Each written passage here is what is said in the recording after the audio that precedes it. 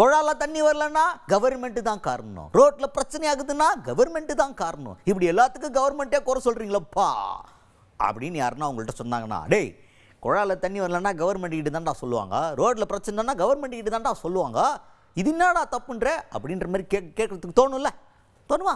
ஆனால் ஒரு கட்டத்துக்கு மேலே சில பிரச்சனைகளுக்கு இதெல்லாம் காரணம் கவர்மெண்ட் தான் அப்படின்னு சொல்லும்போது இதுக்குமா சரி கவர்மெண்ட்டுன்னு ஆகிப்போச்சு, அடிக்கிறதெல்லாம் வாங்க வேண்டியதானே அப்படின்ற ஒரு மனநிலைக்கு கவர்மெண்ட்டில் இருக்கவங்களும் போயிடுவாங்க, நம்ம மக்களும் போயிடுவாங்க. அந்த மாதிரி ஒருத்தவங்க பேசியிருக்காங்க. பேசினது யார்? தமிழ்நாடு பாஜகவை சேர்ந்த தமிழிசை சவுந்தரராஜன் அவர்கள். அவங்க இப்போ வந்து மெட்ரோ பாலம் இடிஞ்சு விழுந்து விபத்து ஏற்பட்டு ஒரு உயிர் பலி ஏற்பட்டுச்சு. இந்த சோகமான சம்பவத்தை தொடர்பாக பேசியிருக்கிறாங்க. அவங்க களத்தில் போயிட்டு ஆய்வு பண்ணிவிட்டு அதுக்கப்புறமா பேசுகிறாங்க. என்ன சொல்கிறாங்கன்னா, மெட்ரோ திட்டம் அப்படிங்கிறத சென்ட்ரல் கவர்மெண்ட் அப்ரூவ் பண்ணும், ஃபண்டு கொடுக்கும், ஆனால் அதனுடைய நிர்வாக பொறுப்பெல்லாம் ஸ்டேட் கவர்மெண்ட்டுக்கிட்ட இருக்குது அப்படின்னு பழைய தூக்கி இப்போ அவங்க மேலே போட்டாங்க.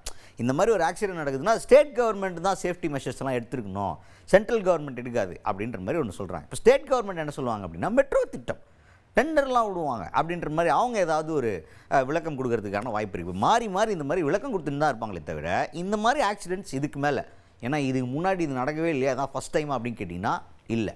இந்த மாதிரி மெட்ரோ கட்டிகிட்டு இருக்கிற பல இடங்களில் பல விபத்துகள் ஏற்பட்டிருக்கு, இதுக்கு முன்னாடியும் உயிர் பலி ஏற்பட்டிருக்கு. அதற்கான சேஃப்டி மெஷர்ஸ் கரெக்டாக இருக்கா அப்படிங்கிறத, எப்படி கரெக்டாக மெயின்டைன் பண்ணணும் அப்படிங்கிறத ரெண்டு கவர்மெண்ட்டுமே சேர்ந்து பேசி முடிவு பண்ணணும். இல்லைன்னா அதில் பாதிக்கப்பட போகிறது என்னென்னா காமன் மேன், பப்ளிக், நம்ம தான் அதில் பாதிக்கப்படுவோம். அவங்க ஒரு காரணம் சொல்லுவாங்க, இவங்க ஒரு காரணம் சொல்லுவாங்க, கை தட்டிட்டு சரி ரைட் இனிமேல் நடக்காமல் பார்த்துக்கலாம் அப்படின்ட்டு கிளம்பி போகிறதுக்கான வாய்ப்பு இருக்குது. ஆனால் இது நம்ம பாதிக்கப்பட போகிறது நம்ம தான் அப்படின்றதுனால நம்ம தான் இதில் கொஞ்சம் ப்ரெஷர் கொடுத்து பொதுமக்களாகிய நாம் கவர்மெண்ட்டுக்கு கோரி வைக்கலாம். Central government and state government ரெண்டு பேருமே இதில் பொறுப்பெடுத்துக்கிட்டு இதை சேஃப்டியாக எப்படி பண்ணணும். ஏன்னா மெட்ரோ ரயில் கட்டிக்கிட்டு இருக்கும் போதே இடியுது அப்படின்னா மேலே ரயில் போகும்போது இந்த மாதிரி ஏதாவது விபத்து ஏற்பட்டால் இன்னும் பெரிய பிரச்சனையாயிடும். இதெல்லாம் இருக்குது. இந்த மாதிரிலாம் இருக்கும்போது இந்த கன்ஸ்ட்ரக்ஷன் எவ்வளோ சேஃப்டியாக போகுது அப்படின்ற கேள்வி இப்போ எழ ஆரம்பிச்சிருக்கு. அந்த பக்கம் ரோட்டில் போகிறவங்களுக்கு மீம் கிரியேட்டர்ஸ்லாம் எப்படி மீம் போடுறாங்க அப்படின்னா, டிரைவ் சேஃப், பார்த்து போங்க, அந்த பக்கம் போகிறவங்க தயவு செஞ்சு கடவுள் வேண்டிட்டு போங்க அப்படின்னு போடுற அளவுக்கு ரொம்ப பயங்கரமான ஒரு விஷயமாக பார்க்கப்படுது. இப்போ ஏர்போர்ட்டில் கண்ணாடிலாம் அடிக்கடி உடஞ்சிடுவோம்ல, அதை கொஞ்ச நாளுக்கு அப்புறம் கேஷுவலாக எடுத்துக்க ஆரம்பிச்சிட்டோம். சென்னை ஏர்போர்ட்டில் கண்ணாடி விடும், அந்த பக்கம் விழுந்திருக்கு, இந்த பக்கம் வாங்க அப்படின்ற மாதிரி சொல்லிட்டு போவோம்ல, அந்த மாதிரி இதுவும் கேஷுவலாக மாறிடக்கூடாது. இதனால் கேஷுவாலிட்டிஸ் நிறைய இருக்காங்க. உயிர் பலி அப்படிங்கிறது இதில் நிறைய நடந்துகிட்ருக்கு. அதனால் இதை ஜாக்கிரதையாக நம்ம உற்று நோக்க வேண்டிய ஒரு காலத்தின் கட்டாயத்தில் இருக்கும். இதை தயவு செஞ்சு கவர்மெண்ட் அஃபிஷியல்ஸ் கொஞ்சம் சீரியஸாக எடுத்துக்கிட்டால் நல்லாயிருக்கும் அப்படிங்கிறது தான் பொதுமக்களுடைய கோரிக்கையாக இருக்குது. இப்போ அக்கா தமிழிசை சவுந்தரராஜன் அவர்கள் இது தொடர்பாக எப்படி ஸ்டேட் கவர்மெண்ட் மீது பழி போடுறாங்க அப்படின்றத பார்ப்போம். இதில் இந்த மெட்ரோ ரயில் திட்டத்தை மத்திய அரசு அனுமதித்தாலும், அதற்கான நிதி பகிர்வை மத்திய அரசு கொடுத்தாலும் நிர்வாக பொறுப்பை ஏற்றுக்கொள்வது மாநில அரசு. டெண்டர் முடிவு செய்வது, பாதுகாப்பு நடவடிக்கைகளை கண்காணிப்பது, பாதுகாப்பு நடவடிக்கைகள் சரியாக இருக்கிறதா என்பதை மேற்பார்வையிடுவது, அடிப்படை பாதுகாப்பு இருக்கிறதா அந்த செயல் திட்டத்தில் என்பதை முழுவதுமாக கண்காணிப்பது, இவை எல்லாமே மாநில அரசின் கடமை. ஆக இங்கே நிலை குலைந்திருப்பது பாலம் மட்டுமல்ல, மாநில அரசின் நிர்வாக திறமையும் நிலை குலைந்து இருக்கிறது என்பதை இந்த விபத்து காண்பிக்கிறது. இப்படிப்பட்ட ஒரு விபத்து நடந்தாலும் தமிழகத்தில் உள்ள நிர்வாகத்தினர் அதை பற்றி எந்தவித பேச்சும் பேசாமல் அமைதியாக இருந்து மக்களின் பாதுகாப்பு நடவடிக்கைகளில் அவர்கள் அக்கறையின்மையோடு இருக்கிறார்கள் என்பது நமக்கு மிகுந்த வருத்தத்தை அளிக்கிறது. அதனால் இது முற்றிலுமாக தமிழகத்தில் நடக்கக்கூடிய அத்தனை கட்டுமான பணிகளும் பாதுகாப்பு நடவடிக்கைக்கு உட்பட்டு நடக்கிறதா, அதற்கான பாதுகாப்பிற்கான என்னென்ன வழிமுறைகள் இருக்கிறதோ அந்த பாதுகாப்பு வழிமுறைகளுக்கு உட்பட்டு நடக்கிறதா என்று ஒட்டுமொத்தமாக ஒரு ஆய்வறிக்கையை மாநில அரசு முதலில் தெரிவிக்க வேண்டும். அடுத்தது கீழடி அகழ்வாராய்ச்சி. இதை வச்சு பயங்கரமான அரசியல் பண்ணிட்டு இருக்காங்கன்னு சொல்லிட்டு முதல்வர் அவர்கள் ஒரு சென்ட்ரல் கவர்மெண்ட்டை சாடி ஒரு அறிக்கையை வெளியிடுறார். இது தொடர்பாக கேள்வி கேட்டால் தமிழிசை சவுந்தரராஜன் அவர்கள் என்ன சொல்கிறாங்க அப்படின்னா, யார் நாங்களா அரசியல் பண்ணுறோமா? ஏங்க உங்களுடைய அரசியல் ரொம்ப மட்டமான அரசியலுங்க.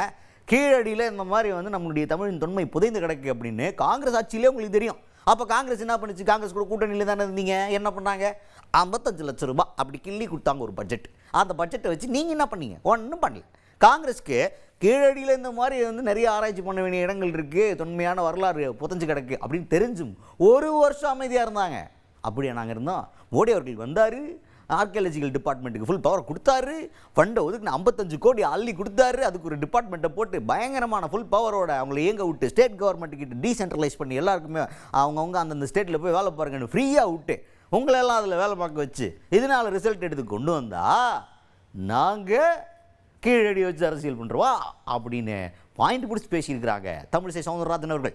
இல்லை 2-3 விஷயத்தை இந்த கீழடி விஷயத்தில் நான் ரொம்ப தீவிரமாக தமிழக அரசுக்கும் முதலமைச்சருக்கும் நான் பதிவு செய்ய விரும்புகிறேன். இந்த கீழடி எப்பொழுது தொல்லியல் ஆராய்ச்சி நடத்தப்பட்டது, யாரோட ஆட்சியில் தீவிரப்படுத்தப்பட்டது? நீங்கள் யூபிஏ அரசாங்கத்தில் காங்கிரஸும் திமுகவும் இருந்தீங்களே, அப்போ தமிழ்நாட்டில் தொல்லியல் துறைக்கு தொல்லியல் அகழ்வுக்கு அவர்கள் ஒதுக்கிய தொகை 55 லட்சம். ஸ்டாலின் இதுக்கு பதில் சொல்லட்டும். கீழடி பற்றி, இந்த கீழடியில் பல தொன்மையான பொருட்கள் இருக்கிறது என்று தெரிந்து அறிக்கை வந்த பின்பும் 1 வருடம் திமுக ஆட்சி இதை பற்றி, காங்கிரஸ் ஆட்சி இதை பற்றி கவலைப்படலை. 1 வருஷம் நம் நாட்டின் தொன்மை மனதிற்குள் மண்ணிற்குள் புதைந்துதான் கிடந்தது. ஸ்டாலின் அவர்களே, புதைந்துதான் கிடந்தது. மரியாதைக்குரிய மோடி அவர்கள் வந்த பிறகுதான் ஆர்கியாலஜிக்கல் சர்வே இந்தியா என்ற ஏஎஸ்ஐ நிறுவனத்தை அதிகார மையமாக்கி இன்னும் பரவலாக அதன் படிகளை விரிவுபடுத்தி மாநிலத்திலும் ஏஎஸ்ஐக்கு முக்கியத்துவம் கொடுத்து 55 கோடியை ஒதுக்கி தமிழ்நாட்டில் உள்ள அகழ்வாராய்ச்சிக்கு மட்டும் 55 கோடி ஒதுக்குதாங்க.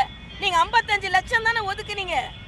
நீங்கள் ஆட்சி செய்து கொண்டிருந்த போது தமிழக தொல்லியலில் என்ன அக்கறை காட்டினீர்கள்? இன்று கீழடி தமிழின் தொன்மையை உலக அரங்கிற்கு உயர்த்தி கொண்டிருக்கிறது என்றால், உணர்த்தி கொண்டிருக்கிறது என்றால் அது மரியாதைக்குரிய பாரத பிரதமர் மோடி அவர்களால் தான்.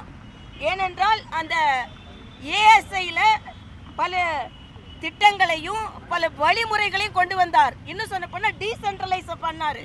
இந்த ஏஎஸ்ஐயை மத்தியில் இருந்து மாநிலத்திற்கும் முழுவதுமாக பணிகளை டீசென்ட்ரலைஸ் பண்ணார்.